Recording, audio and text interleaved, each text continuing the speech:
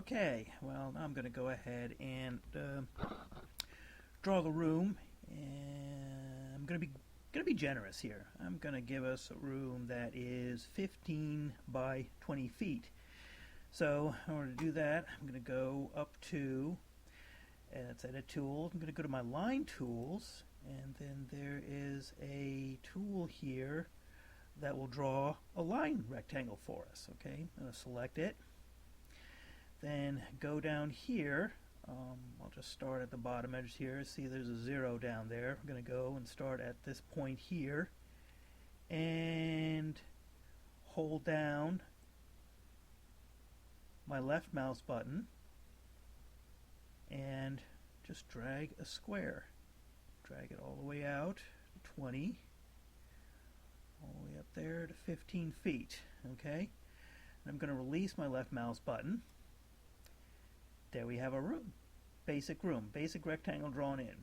Now, when you use the rectangle tool, what it does is create 4 lines that are independent of each other. So you can go back up to your edit tools and click on the freehand edit on this arrow up here. And now I can go ahead and move the line about just by selecting it with the arrow and dragging it around. Well, this is a room, and you don't want to drag individual parts of the room around just like that, because the room is going to be fairly static. So let me go ahead and undo what I've done. Edit, undo move object. So what I'm going to do is create a figure, so these lines can't be moved around anymore. Since we've already defined the boundaries of a room, we want to create a figure. So I'm going to go down here on the figure tool button, click on that, and this first button up top here is going to define a new figure. So I will click on this line here. You can click on any line. That just gets the whole process started. Once you've told CADRail that, okay, I'm creating a new figure, you want to add parts to this figure. So you move over to this button, and that's add to figure. You select that. You click this initial line that you created the figure in the first place to start with, and then you just click additional lines you want to add to it, just like that. So now we've created a figure. This is the room. So we go back to edit tools, and the arrow ends up being selected by default, so that makes it easy. Now when I click on this, the whole room lights up. You just select it, move it around just like that. See, that was easy. Okay, we go ahead and line this all up again. So we have our basic room, and now this is the part where you would start drawing in any items that just don't move. I mean, for example, if you were in a basement, you'd start measuring. Okay, where is the water heater? And create a circle and draw that in there. Or where is the furnace? And create another line rectangle and label it as furnace. Let me show you how to do that quick. Let's say we're in a basement, for example, and want to draw the furnace. So, let's just take a rough guesstimate of the size of what the furnace would be. Let's make it about, roughly 1.5 by 2.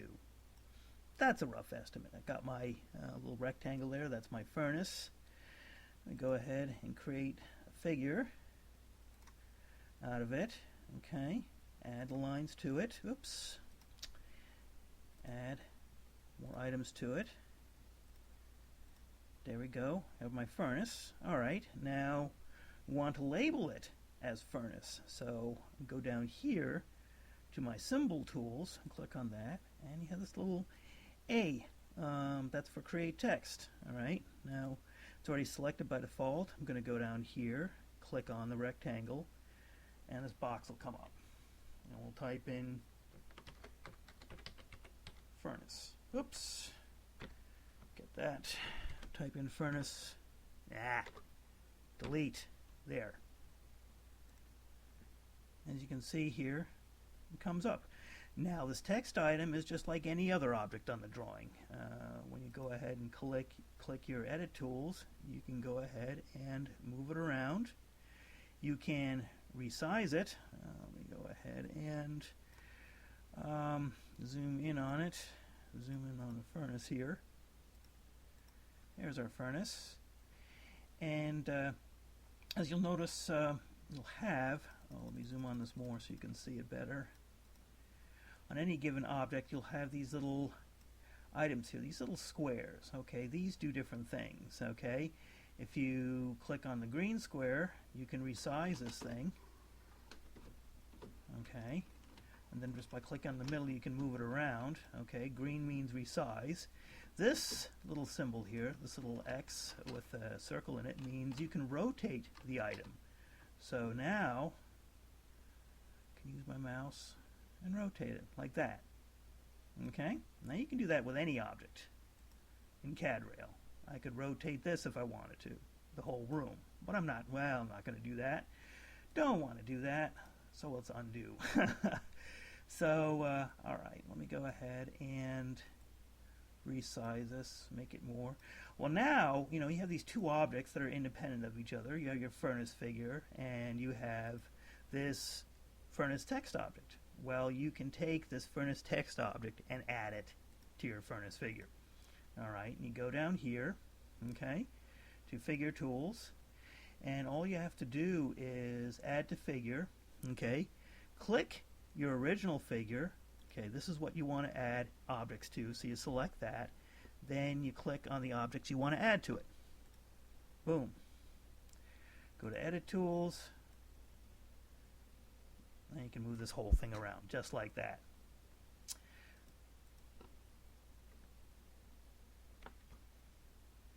Alright, now we got a furnace in there. Let's go get a little wild and crazy and throw a water heater in there quick, okay? I'm going to go down to my circle tools, and I'm going to draw a full circle. That's pretty simple enough. Most water heaters are round, so click on that. And I'll just go ahead and draw my circle. Okay. Let's make it...